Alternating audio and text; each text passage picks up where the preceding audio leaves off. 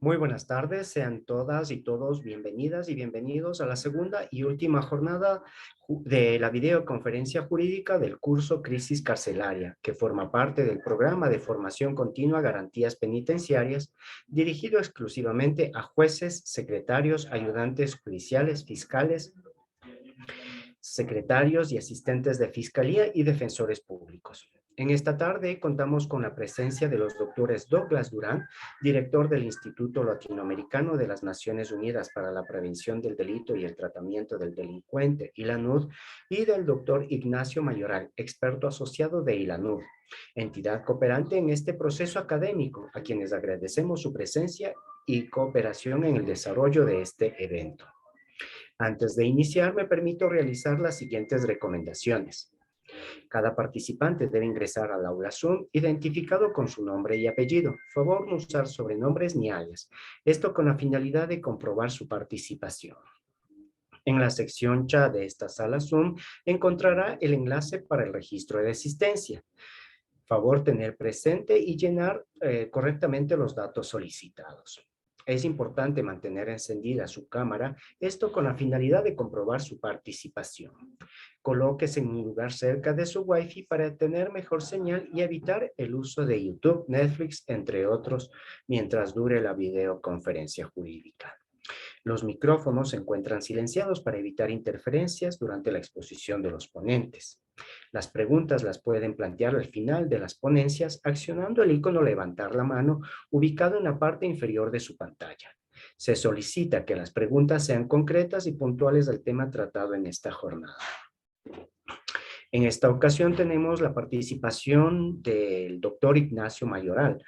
Él es licenciado en Derecho y doctor en Derecho por la Universidad Pontificia Comillas. Es máster en asesoramiento y mediación familiar.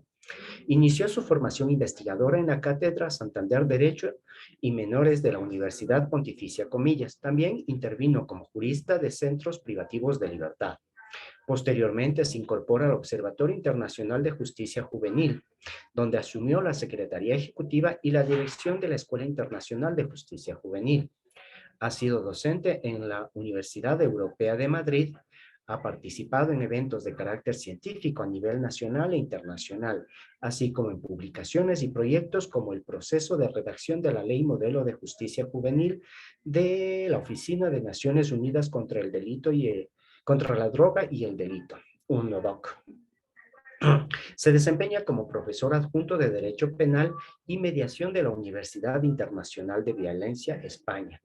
Es actual director de desarrollo del área jurídica de la Facultad de Ciencias Sociales y Jurídicas y responsable académico internacional. Adicionalmente, es experto asociado del Instituto Latinoamericano de Naciones Unidas para la Prevención del Delito y Tratamiento del Delincuente, ILANUD. Bienvenido, doctor. Tiene usted la palabra. Muchísimas gracias. Muy buenas tardes a todas y a todos. Muchísimas gracias, doctor Alfaro, por la presentación.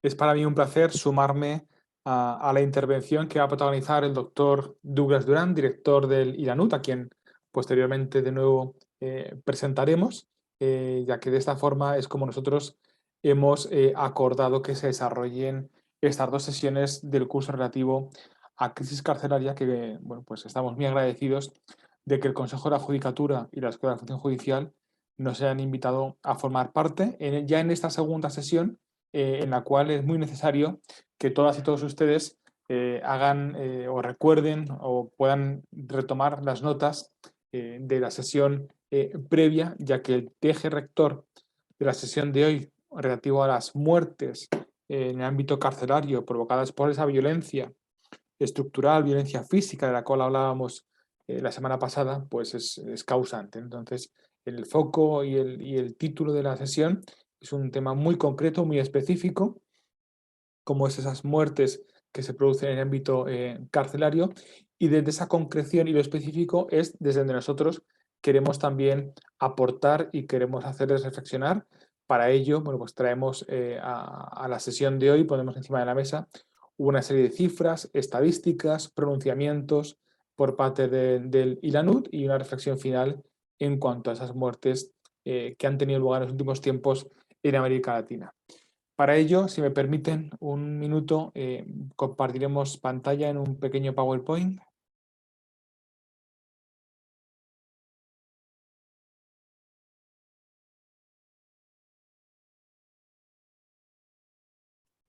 Se está compartiendo, doctor. En ese momento sí. Sí, Sí, podemos ok, observar. perfecto. Muy bien, pues como les decía, tanto el doctor Douglas Durán como un servidor, bueno, pues de forma conjunta vamos a abordar el tema relativo a muertes originadas ante la violencia carcelaria. Como son muy conscientes todas y todos ustedes, sin lugar a dudas, el Ecuador ha sido un país que desafortunadamente en los últimos tiempos pues, ha saltado a la luz pública por este tema y desde lo científico y desde lo técnico es desde donde nosotros queremos abordar esta cuestión, dejando a un lado cualquier cuestión o cualquier abordaje más polemista, como es el que con carácter general suelen abordar, por ejemplo, los medios de comunicación. Para ello, ¿cuál es la estructura, cuál es el índice que queremos plantear y que les proponemos para la sesión de hoy? Pues una pequeña introducción y una pequeña referencia al derecho a la vida en el contexto carcelario, todo ello inspirado por las reglas Nelson Mandela a las cuales haré referencia. A continuación, trataremos la sobrepoblación penitenciaria en el ámbito latinoamericano, siendo esta un factor de riesgo para las personas privadas de libertad y, como recordarán, también tenemos que unir este epígrafe a lo ya expuesto por el doctor Douglas Durán en la sesión anterior en relación a hacinamiento carcelario, derecho a la salud, derecho a la vida, derecho a la integridad y lo ocurrido durante la pandemia COVID-19. A continuación pasaremos a hablar sobre la importancia y la relevancia de la especialización del personal penitenciario, vinculándolo al estudio y a datos específicos sobre el rato de funcionarios en cárceles en Latinoamérica. Como les decía, también dedicaremos un apartado muy especial y muy relevante, y lo cual nos genera también una gran satisfacción poder exponerles el pronunciamiento que en octubre de 2021 ILANUD publicó respecto a la situación de las cárceles en América Latina, ya que uno de nuestros ejes rectores, una de esas áreas fundamentales de trabajo en nuestros ya más de 47 años, ha sido el estudio de los sistemas penitenciarios en la región. Bueno, pues aprovecharemos esta tarde para poder hablarles de ese pronunciamiento y para que ustedes tengan un mejor entendimiento de cuál es nuestro punto de vista y nuestro acercamiento a esta realidad. Y finalmente hablaremos de cifras sobre muertes y violencia carcelaria.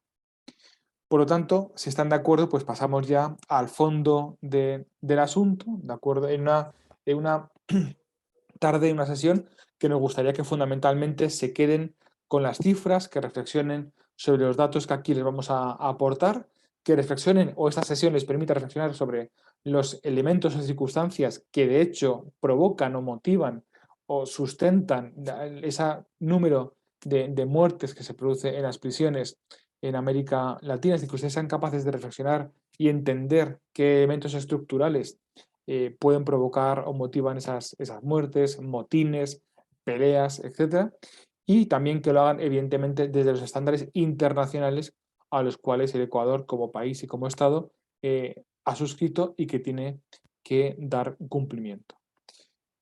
En primer lugar, a modo introductorio, me gustaría brindar una información, una serie de cuestiones, ¿de acuerdo? Y posteriormente enmarcarlo en ese derecho a la vida en el contexto carcelario. A modo introductorio, les hago aquí dos noticias, ¿de acuerdo? Una de ellas referido a Uruguay. Si ustedes investigan o googlean esta materia, verán que fundamentalmente, si nosotros hablamos de muertes en prisiones en América Latina, fundamentalmente son dos países los que en los últimos tiempos aparecen, ¿de acuerdo? ¿Cuáles son esos dos países? Uruguay y Ecuador, desafortunadamente. Bueno, pues respecto de la situación en Uruguay, afirma Naciones Unidas que las muertes en las cárceles de Uruguay aumentaron un 79% en el año 2021, tal y como nos relata el Comité de Prevención de la Tortura de Naciones Unidas en el estudio realizado respecto a la situación de 2021. Bien, como ven, son cifras, sin lugar a dudas, preocupantes en ese aumento del 79%, especialmente por todo lo que esas cifras esconden detrás, ¿no? De nuevo, una vez más, incidir y repetir la idea de que nosotros tenemos que ser capaces de pensar y repensar sobre, bueno, esto, por dónde o, o cuáles son las razones que pueden estar propiciando esta realidad, ¿no? Y el segundo titular, pues ya seguramente ya hablamos junto a compañeros de la escuela, conversamos sobre ello recientemente, cómo desde 2021, pues de forma repetitiva aparecen noticias en los medios de comunicación sobre fallecidos dentro de centros carcelarios en el Ecuador, y esta es la última noticia que pude encontrar del mes de julio, ¿de acuerdo? Esto para que actúe a modo de contexto, ¿no? Es decir, es un tema relevante que la Escuela de la Función Judicial ha elegido de forma muy pertinente, y por lo tanto tenemos que abordarlo con la mayor seriedad y el mayor rigor posible. También en ese contexto me gustaría que tengamos en cuenta lo que UNODC ha formulado o ha planteado en su visión estratégica para el periodo 2022-2025 para América Latina y el Caribe. Pues bien, dentro de este documento, que no sé si ustedes ya lo habrán manejado, se definen una serie de áreas prioritarias de inversión y líneas de trabajo futuras. Se diseñan, si no recuerdo mal, son exactamente 4 áreas prioritarias, y la cuarta, de forma específica, se refiere al fortalecimiento de la prevención del delito y la justicia penal. Bien, pues dentro de este eje o dentro de este área, bien, afirma UNODC que en la región, América Latina y Caribe, se va a enfocar en las siguientes áreas, y en concreto nosotros nos centramos en la primera de ellas, ¿de acuerdo? Es decir, hay un área que es fortalecimiento de prevención de delito y justicia penal, y luego hay un subárea. Bien, ese subárea, ¿a qué hace referencia? A adoptar una nueva iniciativa a nivel regional en materia de reforma penitenciaria, cuyo objetivo va a ser reinterpretar, repensar el encarcelamiento como mecanismo para proteger a la sociedad del delito y prevenir la reincidencia mediante la reinserción e integración social de las personas privadas de libertad. Todo ello, ¿a través de qué? ¿O a través de dónde? ¿A través de qué rutas o itinerarios? Pues en primer lugar, reenfocar el objetivo de los sistemas penitenciarios hacia la prevención y hacia la rehabilitación. Es decir, que el sistema penitenciario de cada uno de los países en América Latina en verdad se piense y se estructure no desde lo represivo y punitivo o simplemente la consideración del encierro, sino siempre bajo un enfoque preventivo y un objetivo de rehabilitación. Todo ello a través de la implementación de la posición común de Naciones Unidas sobre encarcelamiento, incluyendo evidentemente las reglas Nelson Mandela de Bangkok y de Tokio. ¿Bien? Con un énfasis muy particular en la promoción de alternativas al encarcelamiento como primer punto. Segundo punto, disminución de las detenciones preventivas. Recordarán que América Latina es la región con un mayor porcentaje de población privada de libertad en situación preventiva. Recordarán que hablábamos de un 36% respecto a la población a nivel mundial, y la implementación de herramientas para avanzar en la rehabilitación y reinserción de personas privadas de libertad en la sociedad. La segunda ruta o el segundo eje para alcanzar esa nueva iniciativa regional en el ámbito penitenciario se centra en mejorar la gestión general y las condiciones de los centros de detención. Ya no se habla de un ámbito más de política penitenciaria o política criminal o sistema penal, sino que ya se desciende a mejorar la gestión general y las condiciones de los centros de detención, ¿de acuerdo? Incluidas la asignación de recursos, los modelos de gestión, las opciones de carrera y las condiciones de trabajo para el personal, su infraestructura, prevención de la violencia. Aquí tenemos que engancharnos, de acuerdo, dentro de la sesión que estamos desarrollando hoy, prevenir la violencia dentro de los centros carcelarios y restringir la influencia de los grupos de delincuencia organizada dentro de los centros penitenciarios, así como analizar las condiciones del encarcelamiento y los problemas relacionados con la sobrepoblación. Es decir, el primer punto que ven ahí, decíamos, es un ámbito más normativo político, ¿bien? Ese reenfoque del sistema penal y del sistema penitenciario. Y el segundo punto hace referencia a la ejecución, al régimen diario del día a día de los centros penitenciarios y cómo hay que actuar para cumplir o alcanzar el objetivo final de ese área prioritaria de actuación que señalábamos anteriormente.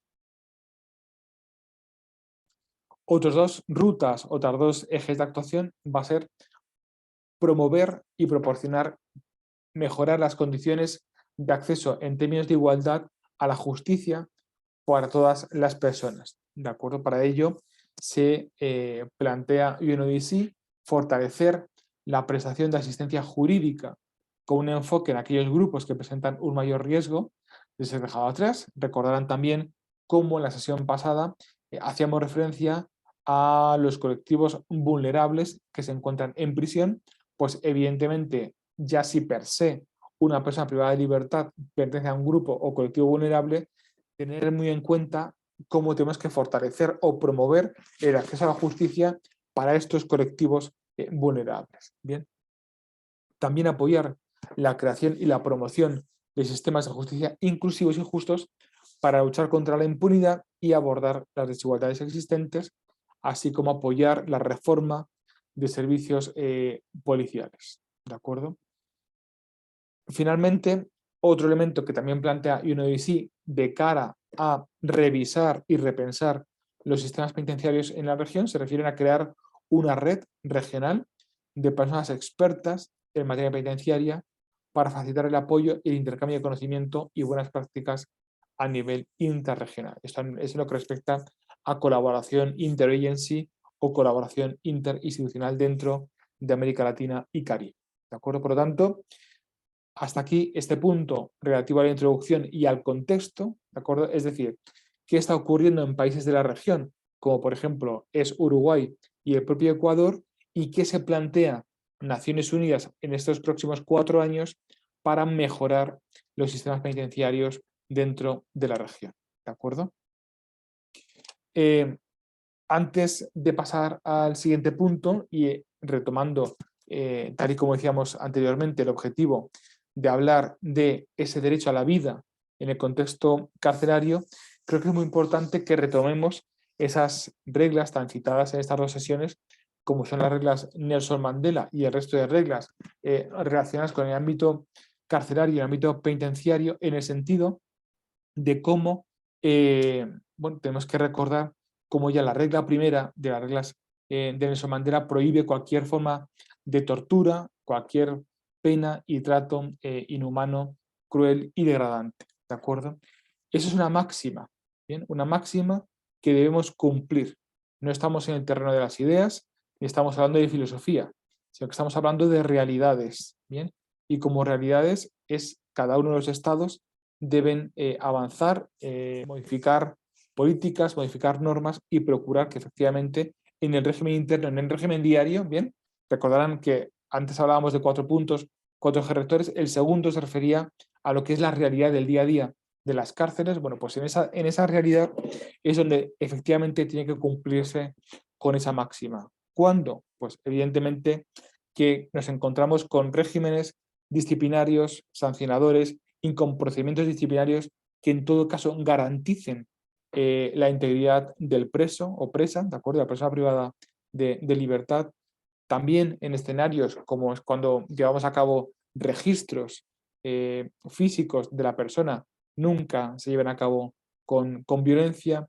También, muy importante, los mecanismos de contención física o mecánica que se prevean en los regímenes o en los reglamentos penitenciarios o normas penitenciarias de cada uno de los países, que esos mecanismos de coerción física y mecánica estén estrictamente y de forma escrupulosa regulados, de manera que en ningún caso esos 2 mecanismos de contención supongan un atentado contra la persona y mucho menos un atentado contra la integridad física y su propia vida. Bien, de hecho, ahora me viene a la mente un caso ocurrido en España hace 2 o 3 años donde en este caso era un menor de edad que estaba privado de libertad, se le aplicó una contención mecánica de tal forma que la persona, el adolescente, finalmente falleció. ¿De acuerdo? Bueno, pues ese fallecimiento y la polémica y las denuncias realizadas por el Comité de Prevención de la Tortura de las Naciones Unidas hicieron que el Estado español modifique su ley y su reglamento que regula la ejecución de las sanciones privativas de libertad para delimitar ese empleo tanto de la contención física y la contención mecánica en el caso de los menores de edad, lo cual es perfectamente extrapolable en el caso de adultos. ¿De acuerdo? Esto es lo que respecta al régimen diario, ¿no? Es decir, decíamos procedimientos disciplinarios, sanciones disciplinarias, cómo desarrollar, por ejemplo, la sanción de separación de grupo, la sanción de aislamiento, que en ningún caso puede afectar a la vida de la persona y que evidentemente nos encontremos con funcionarios especializados que sean conscientes de no cabe, existe ninguna posibilidad de ejercer violencia contra las personas privadas de libertad. Todo ello unido a la importancia, de nuevo, volviendo al segundo punto, segundo eje rector, de que los regímenes penitenciarios y la vida penitenciaria se regule de tal forma que a nivel estructural la violencia no sea una forma de actuación, que también actuemos y diseñemos los centros penitenciarios de forma que evitemos el hacinamiento, que evitemos las revueltas entre bandas, ¿no? Recordemos Brasil, Ecuador, Uruguay de nuevo, que se impida que eso sea un aliciente o sea como digamos, un caldo de cultivo para actuaciones violentas, para motines, etc., etc., etc. ¿De acuerdo? Es decir, no solamente hablamos del derecho a la vida en cuanto a la protección de la persona privada de libertad respecto a una agresión que pueda sufrir de un funcionario o de otro compañero o compañera de celda o de prisión, sino que tenemos que hablar y preservar el derecho a la vida en un todo, ¿de acuerdo? No solamente respecto a agresiones físicas específicas, sino cómo podemos preservar el derecho a la vida, el derecho a la salud, el derecho a la integridad física dentro de la propia estructura carcelaria y dentro del propio régimen carcelario. Es ese doble punto de vista el cual me gustaría que ustedes interioricen, puedan tomar nota y de cómo, como jueces, fiscales y defensores, deben tener muy en cuenta todos los elementos que pueden promover o que pueden propiciar esas conductas violentas. Desde lo más pequeño, ¿de acuerdo? Que puede ser una agresión física a un preso cuando se le está haciendo, por ejemplo, un registro integral, ¿de acuerdo? Desde lo más pequeño, y no solamente hablamos de violencia física, también tendríamos que hablar aquí de violencia psicológica, ¿de acuerdo? De situaciones de amenaza, de situaciones de coacciones, de acoso, de bullying dentro de las propias prisiones, tolerados en ocasiones por los propios centros penitenciarios. Todo ello hay que frenarlo. Pero no solamente hay que pensar en pequeño, sino hay que pensar en lo grande. Es decir, ese centro penitenciario, con las condiciones que tiene, puede ser un factor de riesgo para promover acciones violentas, sí, no, cómo podemos mejorarlo, qué protocolos podemos revisar, qué actuaciones podemos llevar a cabo para evitar que el propio centro penitenciario como tal sea una estructura de violencia, ¿de acuerdo? Estructuras de violencia que finalmente pueden suponer la muerte de presos, tal y como citábamos en la noticia de julio de 2022 en Ecuador y la noticia referida al Uruguay, ¿de acuerdo? Y con ese punto me gustaría finalizar mi breve participación introductoria, invitándoles a que retengan ese doble punto de vista o esa doble cara, ¿no? Es decir, que pensemos en pequeño, que pensemos en lo grande y cómo esas dos dimensiones debemos tenerlas muy en cuenta para evitar la violencia en las cárceles y de esa forma garantizar el derecho a la vida de las personas privadas de libertad. Podríamos entrar aquí en cómo fortalecer el derecho a la asistencia médica, el derecho a la salud, etc., etc., pero atendiendo al objetivo fundamental de la sesión, tenemos que vincular la protección del derecho a la vida con la reducción de las situaciones de violencia carcelaria. ¿De acuerdo? Por mi parte, pues ya le daría el turno de palabra al doctor Douglas Duran, quien retoma la sesión de hoy hablándonos sobre población penitenciaria. Muchísimas gracias, doctor Alfaro. Le doy el turno de palabra. Muchas gracias. Muchas gracias, estimado doctor Ignacio Mayoral. A continuación, el doctor Douglas Durán Chavarria, quien es director del Instituto Latinoamericano de Naciones Unidas para la Prevención del Delito y el Tratamiento del Delincuente, ILANUD, obtuvo su maestría en criminología con distinción en la Université Catholique de Louvain. Ha sido investigador en el Instituto de Investigaciones Jurídicas de la Universidad de Costa Rica y en el Departamento de Criminología del Instituto Max Planck de Alemania, miembro de la Comisión Científica de la Sociedad Internacional de Criminología. Ha tenido actividad académica como profesor de posgrado y conferencista en las Américas, Europa y África, con publicaciones en castellano, francés, griego, inglés. El objetivo de su investigación se ha centrado en temas tales como la prevención de la violencia juvenil, sistemas penitenciarios, género y justicia penal, derecho penal juvenil y justicia restaurativa, entre otros varios temas. Bienvenido, doctor. Tiene usted la palabra. Muchas gracias. Muy buenas tardes. Quiero reiterar el agradecimiento del Instituto Latinoamericano de las Naciones Unidas para la Prevención del Delito y el Tratamiento del Delincuente, ILANUD, por esta invitación que nos han hecho desde el Ecuador para participar de este programa de formación, el cual consideramos de la mayor importancia. Mi agradecimiento también al doctor Mayoral por la introducción que ha hecho a esta conferencia. La perspectiva de ILANUD sobre esta temática de los sistemas penitenciarios y sobre esta temática de los problemas de violencia en las cárceles ha venido siendo objeto de reflexión desde hace muchos años. Nosotros hemos hecho seguimiento a través de décadas de esta problemática que hay en todos nuestros países y hemos logrado llegar a algunas conclusiones que nos permiten dar una visión global, integral sobre esta grave problemática, esta grave situación que tenemos. Y como bien lo decía Ignacio, apartándonos en la medida de lo posible de una visión muchas veces muy parcial sobre los hechos, de una visión muy parcial también sobre las causas de esta situación en Latinoamérica. Y lo digo así porque muchos de los problemas de fondo, problemas que subyacen a esta situación de violencia en las cárceles de Latinoamérica normalmente no son resaltadas, son problemas sobre los cuales no hay información a veces suficiente, y el propósito nuestro es precisamente que se haga un análisis más reposado, con información, como decía ahora Ignacio, cuantitativa sobre lo que sucede. Y ello evidentemente también tiene importancia de cara a la población.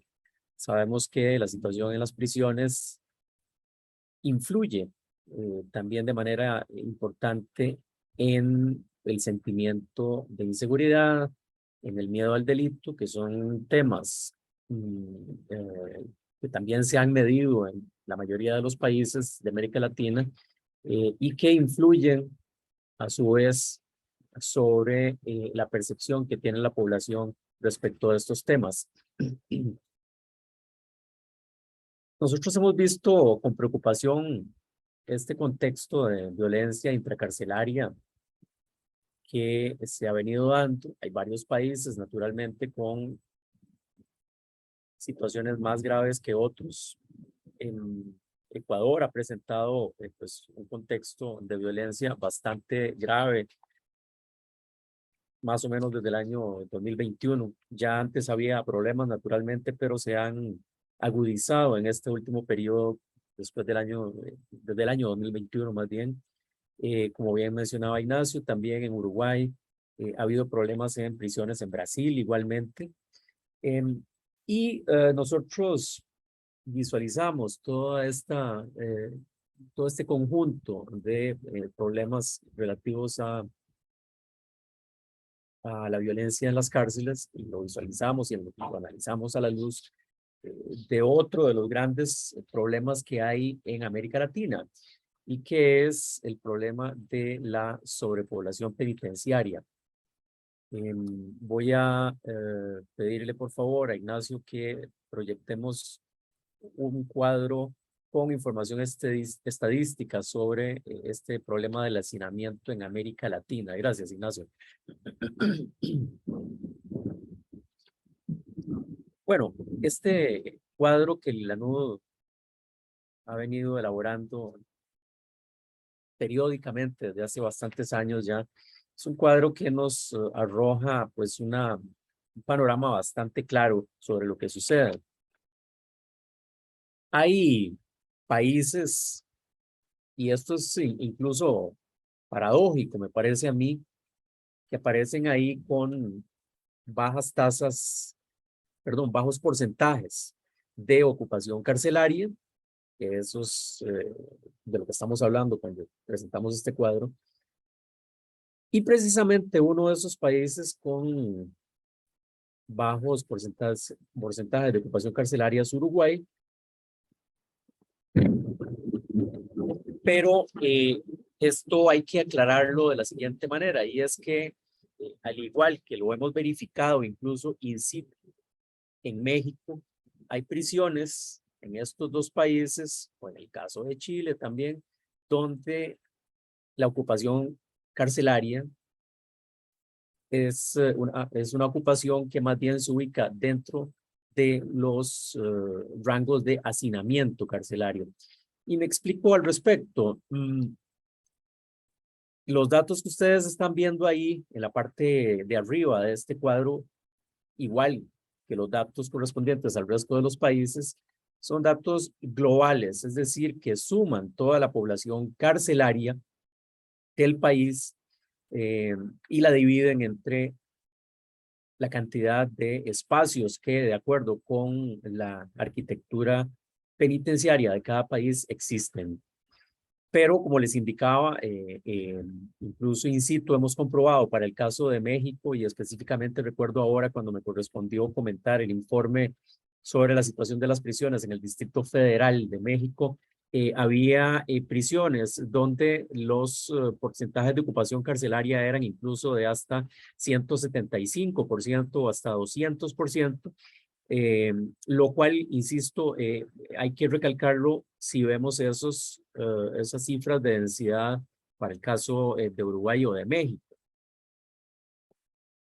Existen también países que tienen una cantidad de personas privadas de libertad por encima de por encima de la cantidad de espacios que hay, que es moderada. Ahí tenemos a Chile, tenemos a Argentina, Panamá incluso, que son países que se encuentran con un porcentaje de ocupación carcelaria inferior al 120%. Es decir, que hay 120 o menos personas donde deberían haber 100 personas. Ese es el criterio de los porcentajes de ocupación carcelaria. Costa Rica, que en el año 2018 tenía un porcentaje de ocupación carcelaria de 139%, se ubica ahora con una ocupación de 107%, es decir, una reducción drástica.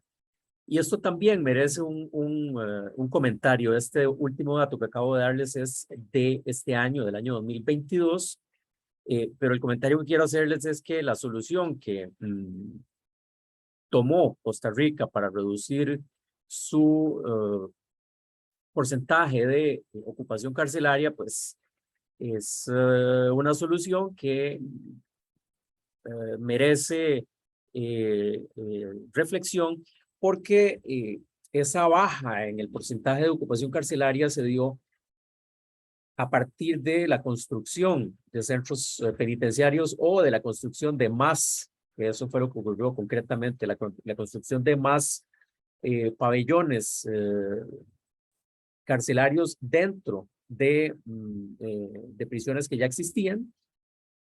Y bueno, esto tiene un resultado positivo en la medida en que se reduce la presión a la que está sometido el sistema penitenciario por ese hacinamiento que había, pero lo que nosotros siempre sostenemos en esta temática es que la ocupación carcelaria se debe reducir no solo por la vía de la construcción de más obras, sino también por la vía de la liberación, preliberación o utilización en general de herramientas de naturaleza, por ejemplo, restaurativa, o la utilización de sanciones no privativas de libertad, etcétera.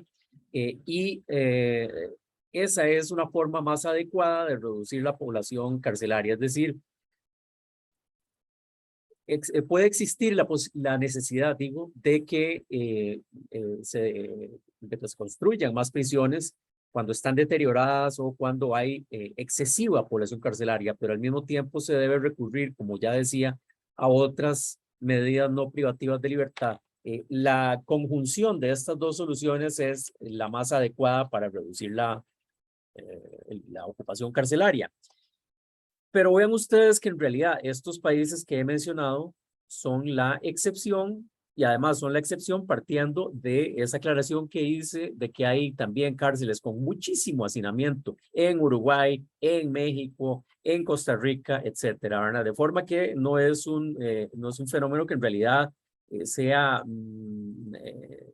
menos dañoso en estos países que he mencionado, porque también en estos países hay muchas cárceles con hacinamiento carcelario. Pero si nos vamos ahí a países ya de Suramérica, países del Cono Sur y sobre todo países del norte de Centroamérica, podemos ver que el fenómeno se hace sumamente grave. Ahí podemos ver países de Suramérica, como Paraguay, con ocupación del 153%, países como Perú, con 223% de densidad carcelaria, Venezuela, con una ocupación del 320%, y también vemos precisamente a Bolivia con una ocupación brutal, diría yo, de 354%. Para Ecuador, los números de 2018, que ya aumentaron desde esa fecha, pues también ubicaban a este país en una situación de hacinamiento carcelario. Y bueno, también tengo que explicar que para los estándares de Naciones Unidas y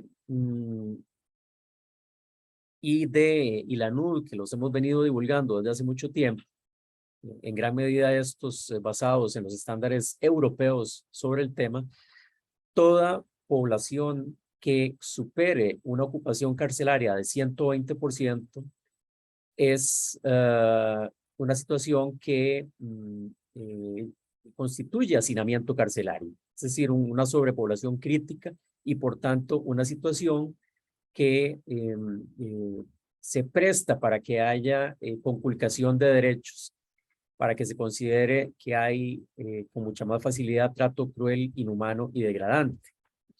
Más de 120% de ocupación. Y bueno, ahí tenemos a Ecuador y a todos estos países que he mencionado. Esta situación, para ir terminando con el tema del del hacinamiento carcelario, que a nosotros nos interesa muchísimo, esta situación de gran ocupación, de gran densidad de población en los centros carcelarios en América Latina es, insisto, de mucha relevancia, toda vez que facilita que se violen gran cantidad de derechos de las personas privadas de libertad.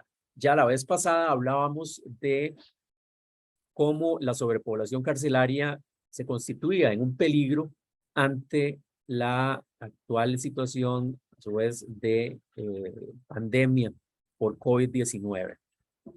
Es decir, una violación al derecho a la salud y, por tanto, una violación al derecho a la integridad y a la vida de las personas privadas de libertad.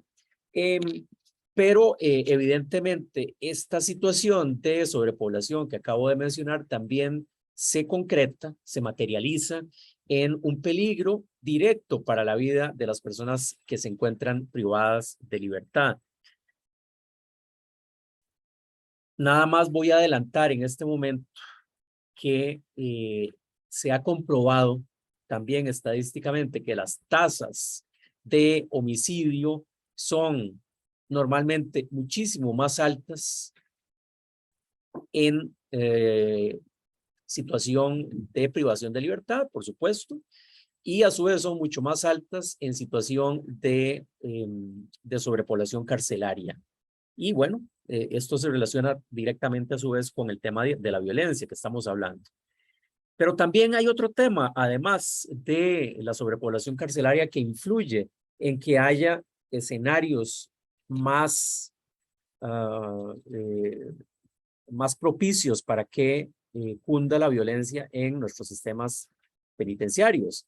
Y es el problema de una ratio personas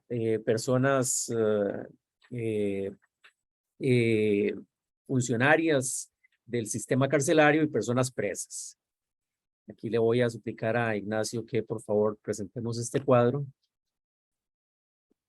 La ratio de funcionarios en Latinoamérica es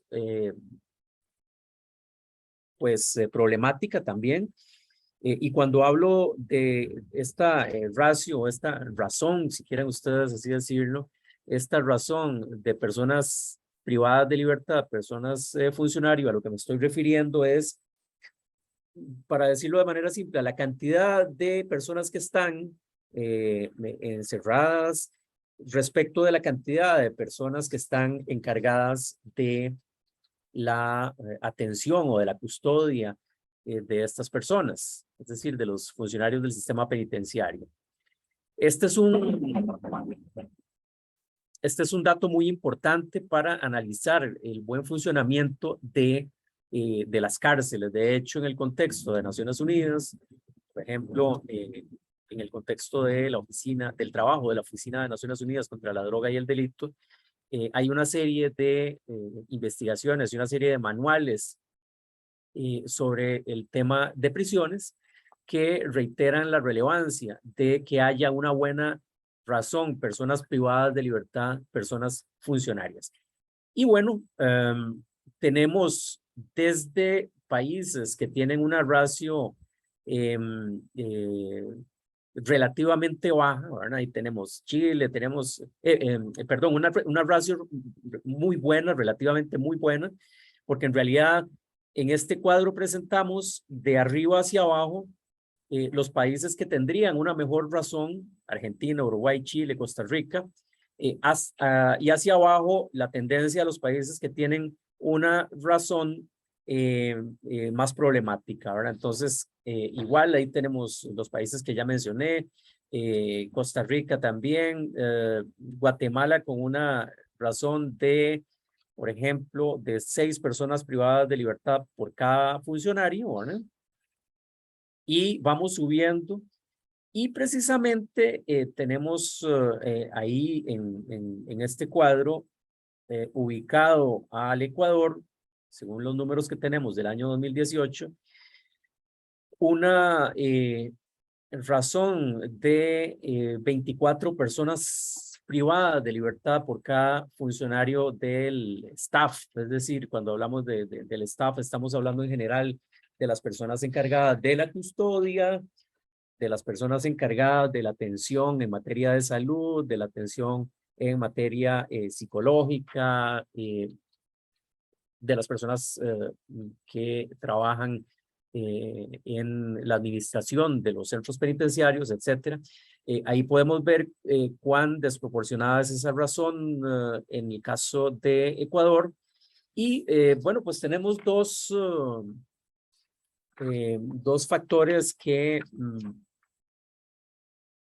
podrían darnos elementos para entender un poco cuál es la situación actual de los sistemas penitenciarios en América Latina y bueno, en particular en el caso del Ecuador.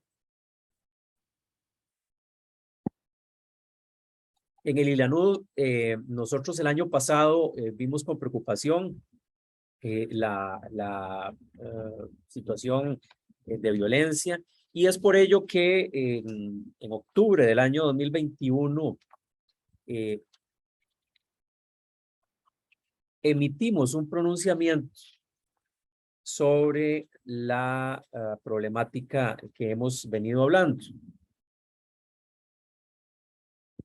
El enfoque que nosotros quisimos dar es uno de análisis de la normativa, como ahora lo introducía muy bien Ignacio, de la normativa internacional que debería ser la guía para enfrentar todas estas falencias que hemos venido mencionando.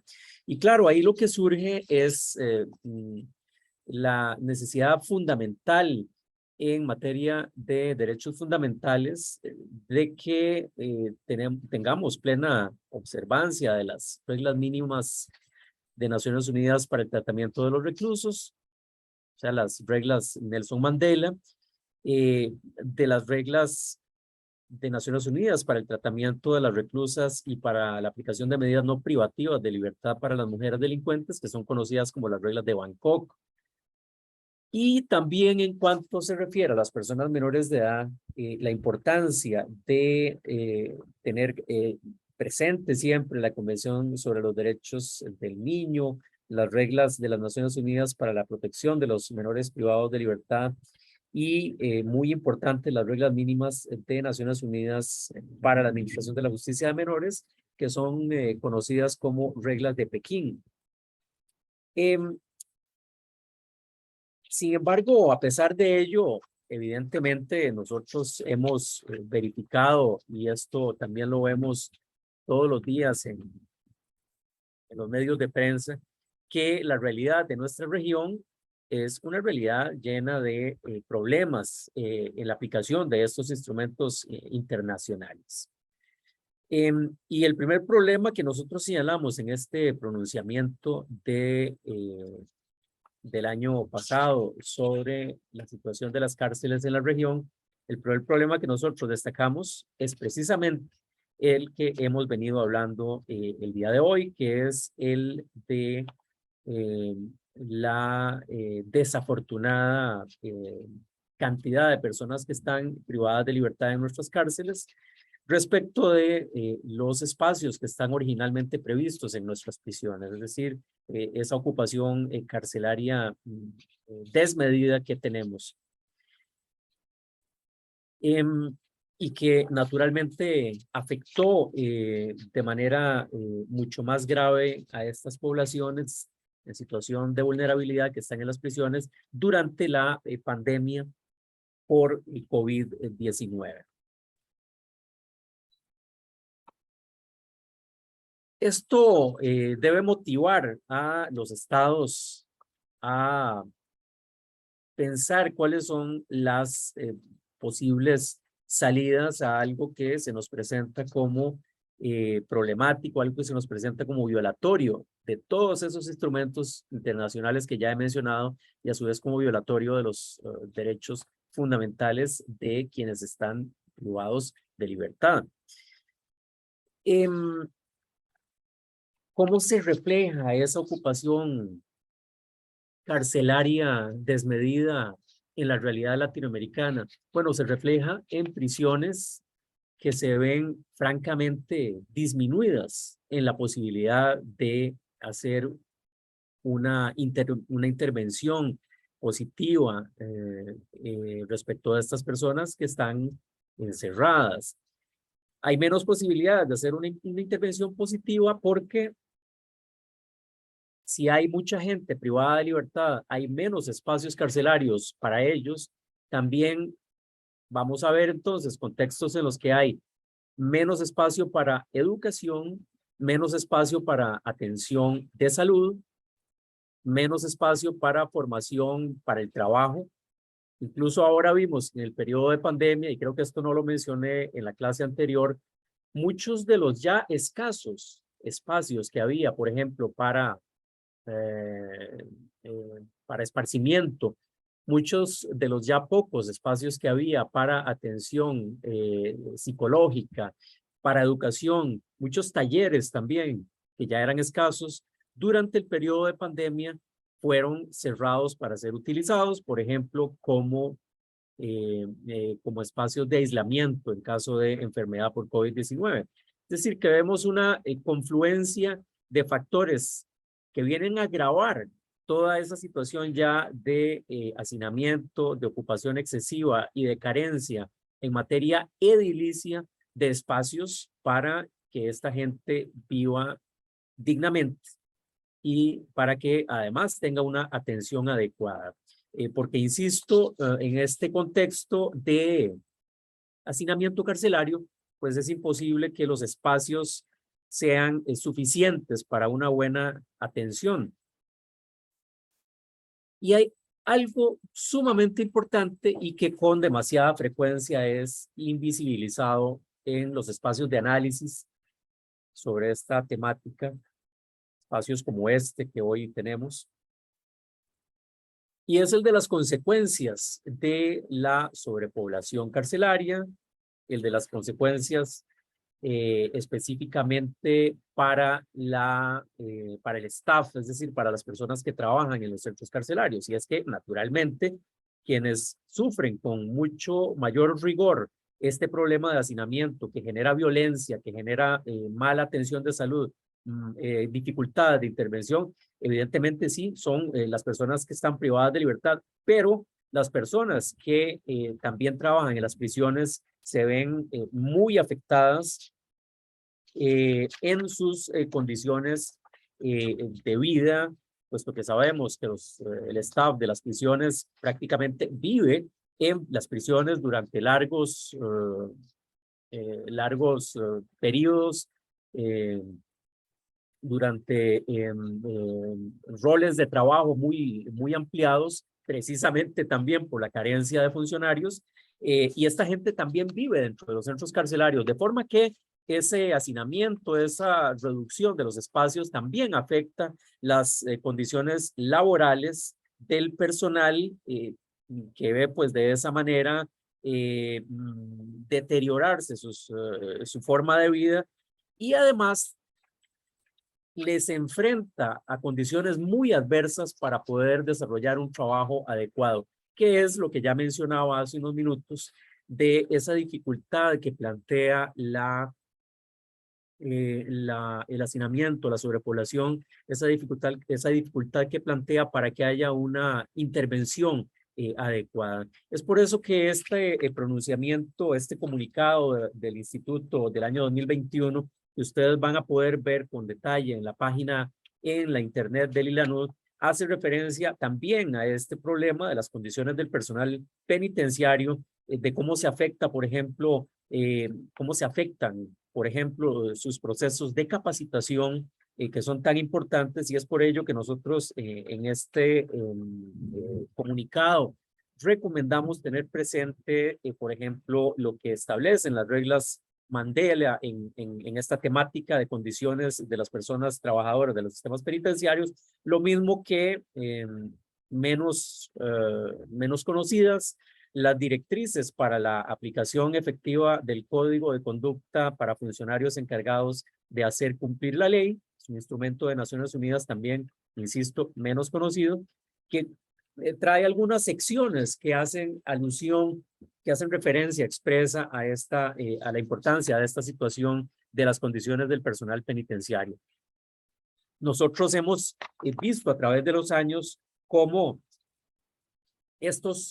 todos estos elementos que Ignacio mencionaba, todos estos elementos a los cuales acabo de hacer referencia, es decir, ocupación carcelaria muy elevada, porcentajes de personas desmedidos en edificios que a su vez están en malas condiciones, es decir, edificios carcelarios degradados, en malas condiciones en cuanto a acceso a agua con mucha frecuencia, en cuanto a instalaciones sanitarias,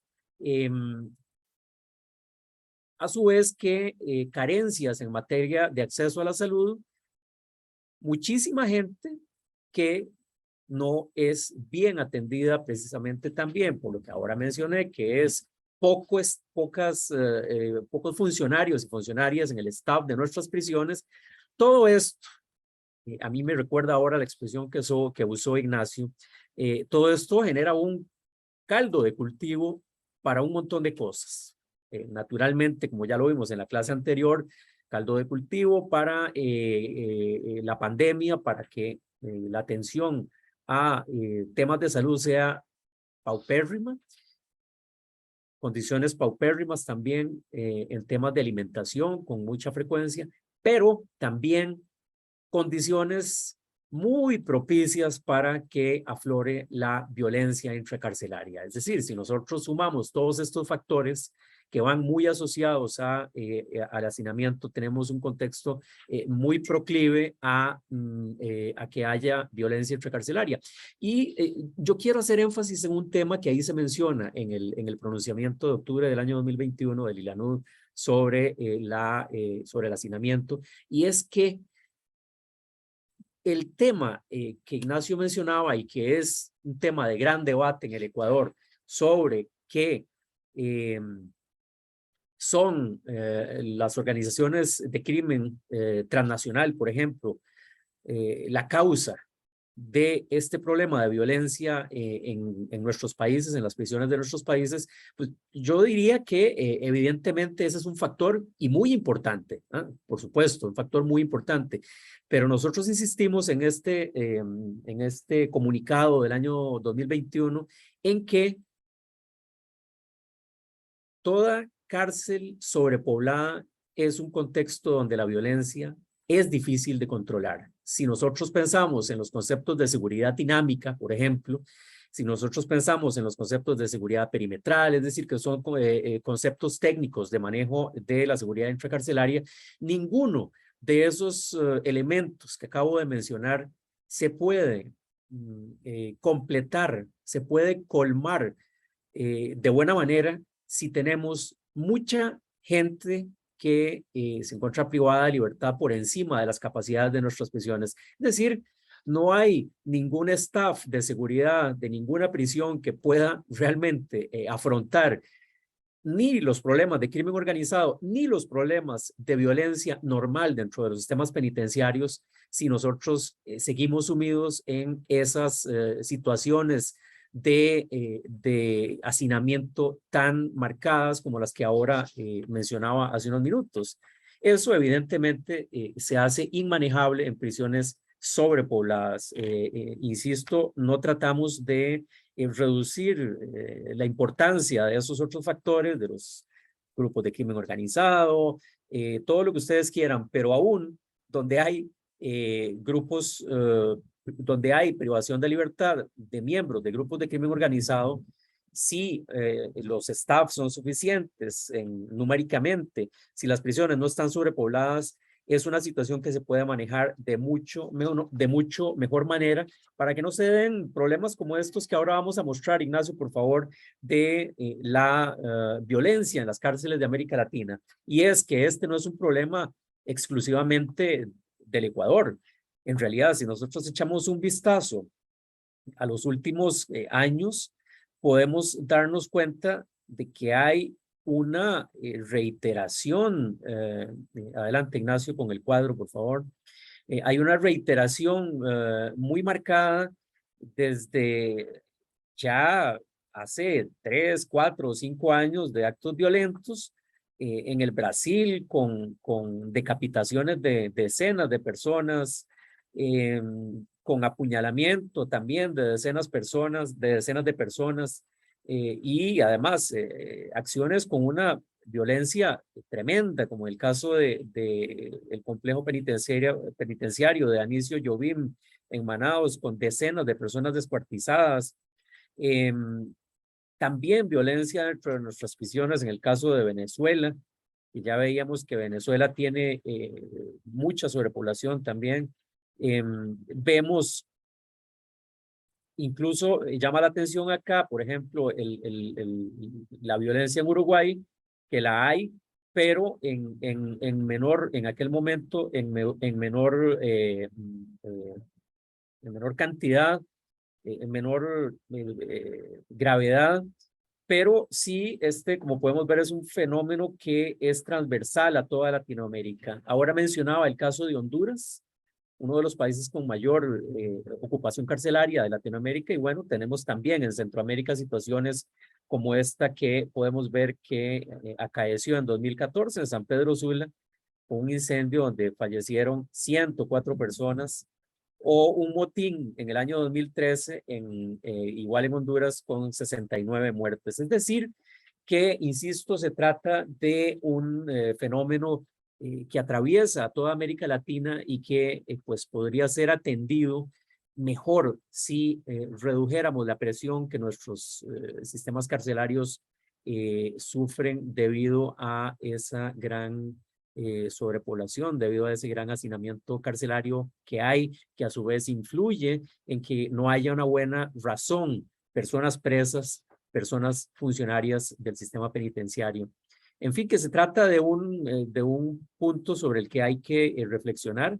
Nosotros siempre decimos en estos procesos de formación y de capacitación que este no es un problema solo del sistema penitenciario.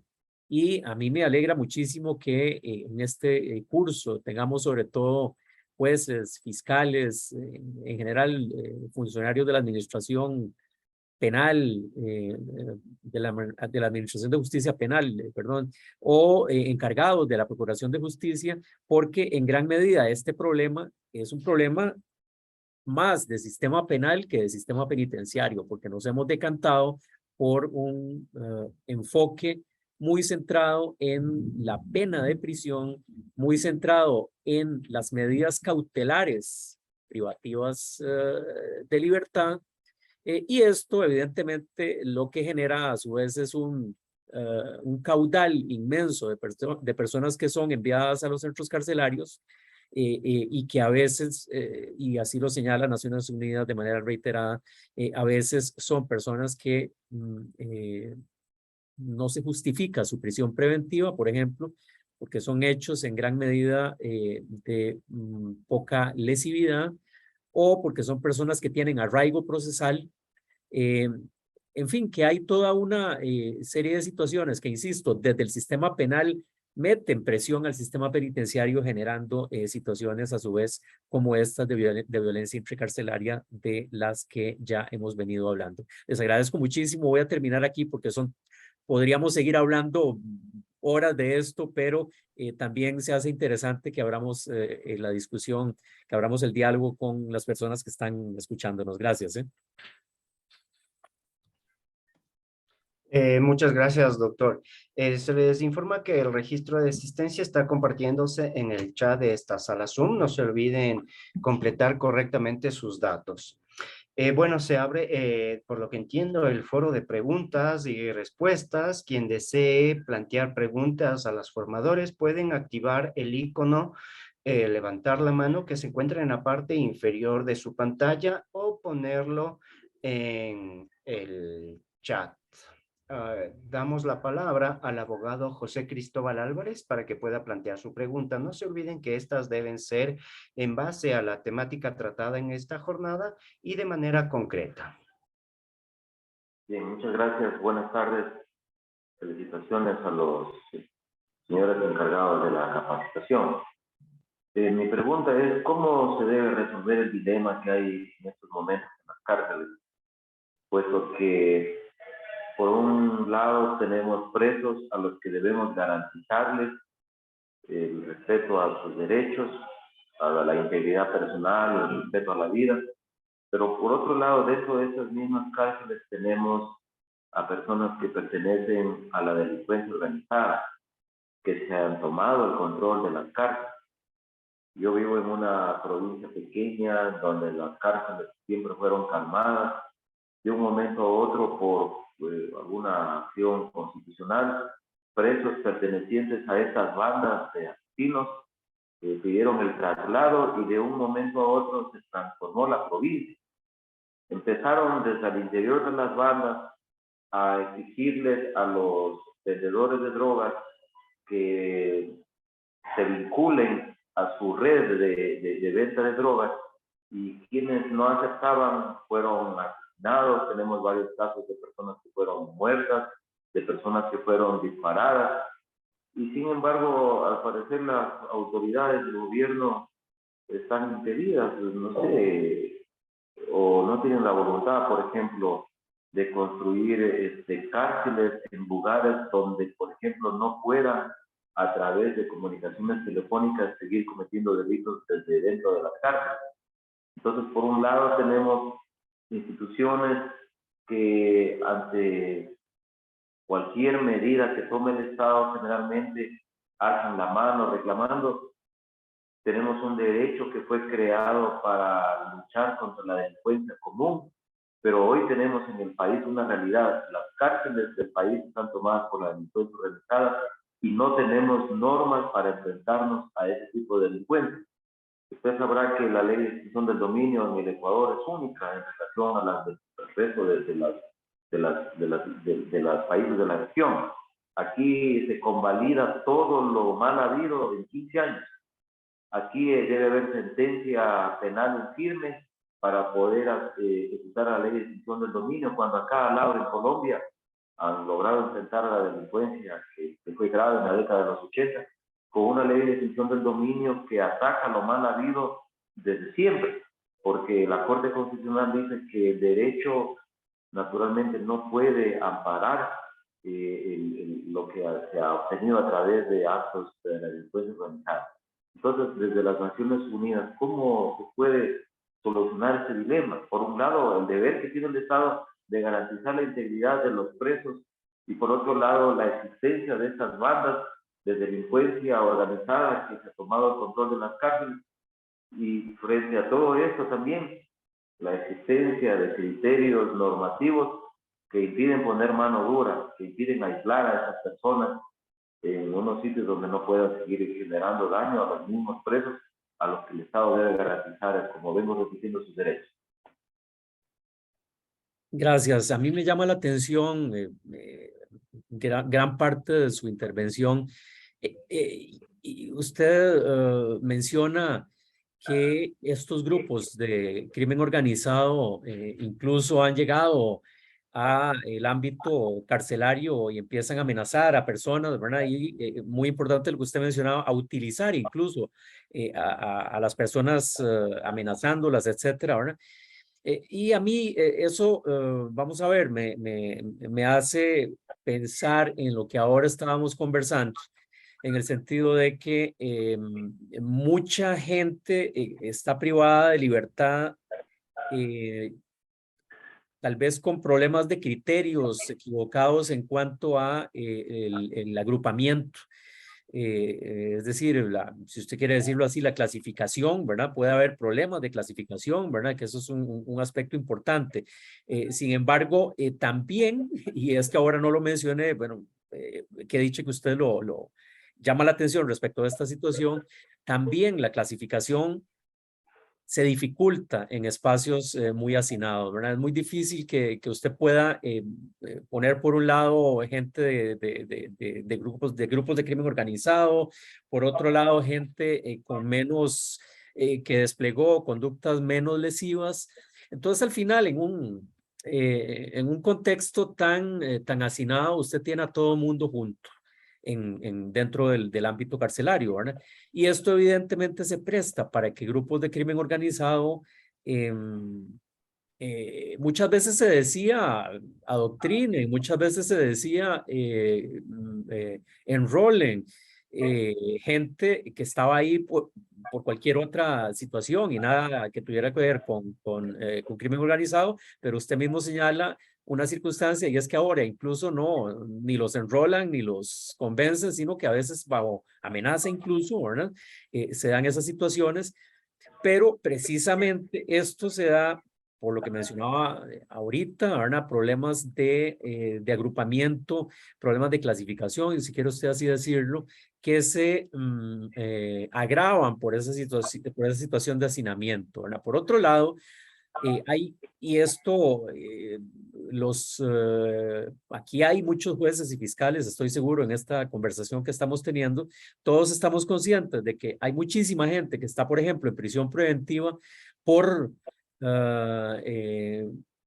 delitos de muy baja lesividad, ¿verdad? Bueno, esto lo que genera es grandes poblaciones en prisión preventiva y que son poblaciones que si tuvieran arraigo, por ejemplo, arraigo procesal, es decir, si fuera gente que está ubicable, si fuera gente con algún vínculo familiar, si fuera gente con algún vínculo laboral, no debería estar en prisión preventiva. Y ya solo por ahí podríamos reducir, y se los aseguro, porque conocemos los porcentajes en toda América Latina. No los tengo ahora a mano porque no iba a ser objeto de la presentación, pero sabemos que hay porcentajes altísimos. Creo que Ignacio usó alguna información de este tipo también en algún momento.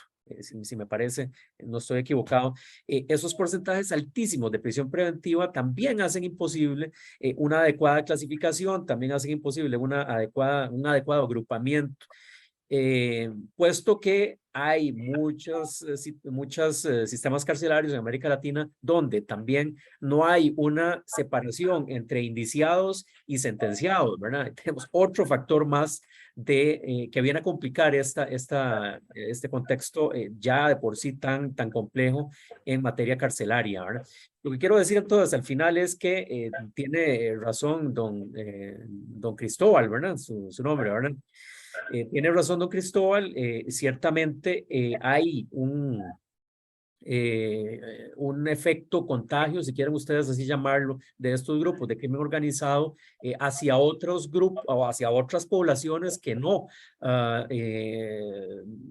vamos a ver, que no pertenecían a estas agrupaciones ya de crimen organizado o que estaban ahí simplemente por hechos menos graves, pero que son finalmente atraídos hacia estos grupos. Y esto evidentemente es un problema de agrupamiento, es un problema de clasificación, pero que, insisto, son el agrupamiento y la clasificación son herramientas indispensables que se hacen casi imposibles de manejar en esos ambientes donde usted no puede tener un edificio que se preste para eso, porque nuestros edificios están repletos de gente por todas partes. Pero sí, muy atinada su observación, don Cristóbal. Gracias.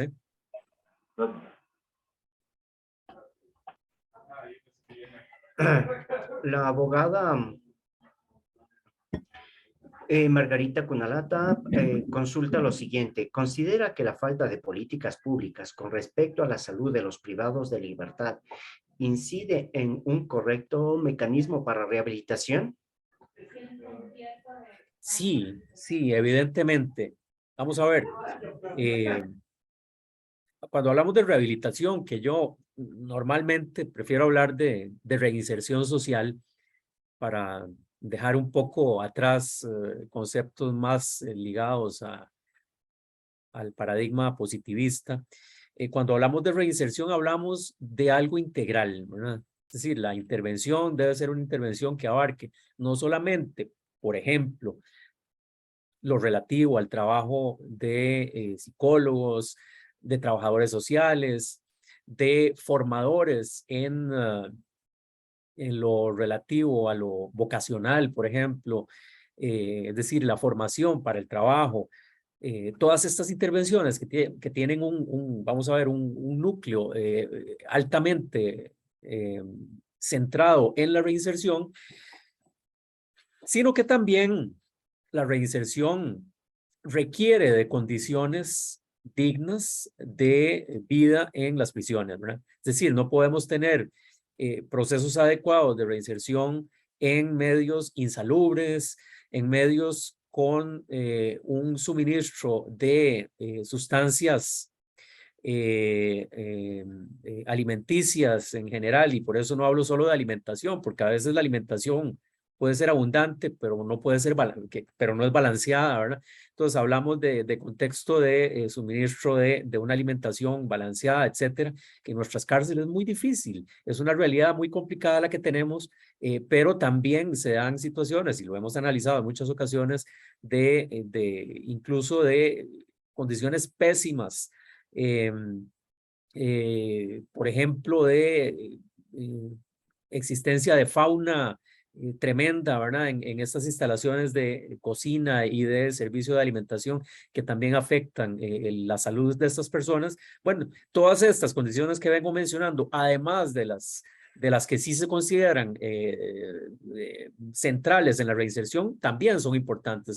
Es decir, no podemos reinsertar si tenemos a la gente mal alimentada, si tenemos a la gente con problemas de nutrición, si tenemos a la gente con problemas de salud, ¿verdad? Es decir, todo esto también forma parte de un enfoque integral de reinserción social, de manera que también me parece acertada la observación, la pregunta, el comentario, en el tanto se requiere política social para tener una atención en el medio carcelario que se corresponda con lo que establecen, por ejemplo, las reglas Mandela en materia de salud, en materia de alimentación, etcétera. Ahora, no es solamente lo que tiene que ver con trabajo, educación o con atención psicológica, etcétera. Gracias. No se olviden que en el chat se está compartiendo el enlace para el registro de asistencia, y las personas que deseen plantear preguntas pueden accionar el icono levantar la mano ubicado en la parte inferior de su pantalla. Mientras tanto, tal vez el doctor Ignacio Mayoral tiene alguna observación o comentario al respecto.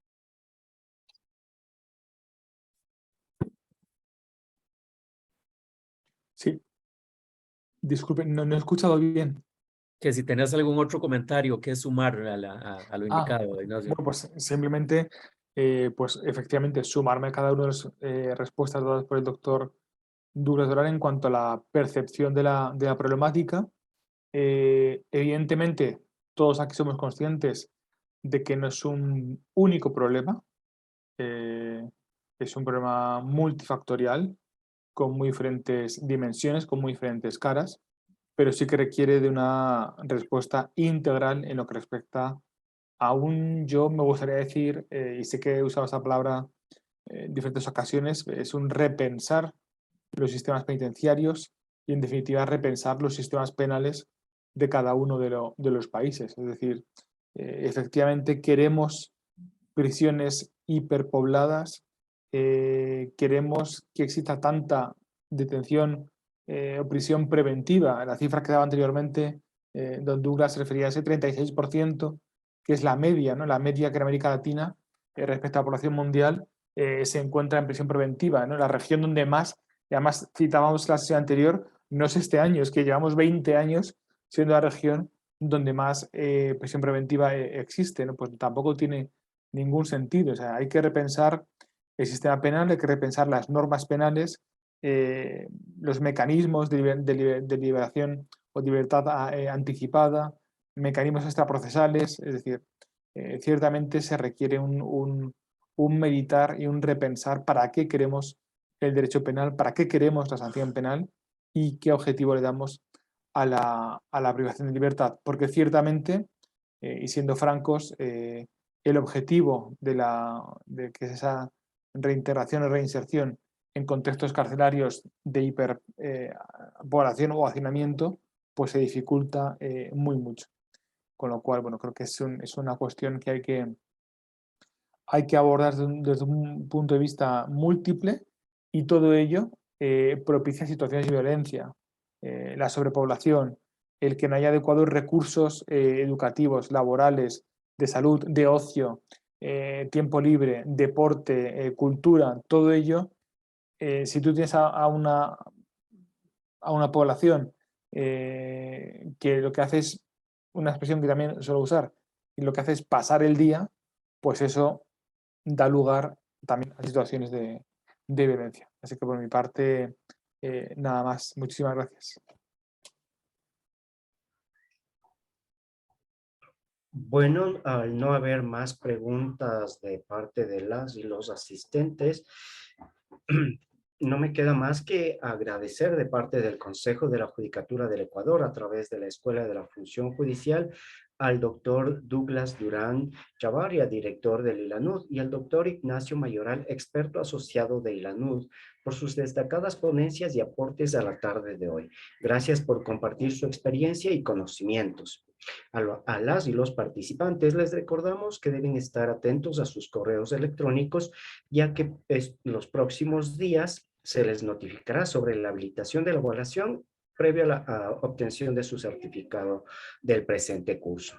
Para la Escuela de la Función Judicial es gratificante contar con su participación en todos los despliegues gratuitos que ofrecemos para la comunidad jurídica del país. Les invitamos a visitar nuestras redes sociales en Facebook y Twitter y podrán encontrar más información sobre la escuela y sus actividades. Por último, invitamos a participar en nuestra oferta en línea, a través de nuestra aula virtual. En el chat podrán encontrar el link que se dirige a la plataforma de la escuela sobre procesos de capacitación. Muy buenas tardes. Gracias por participar. Gracias, buenas tardes. Muchas gracias. Buenas tardes a todas y todos. Adiós.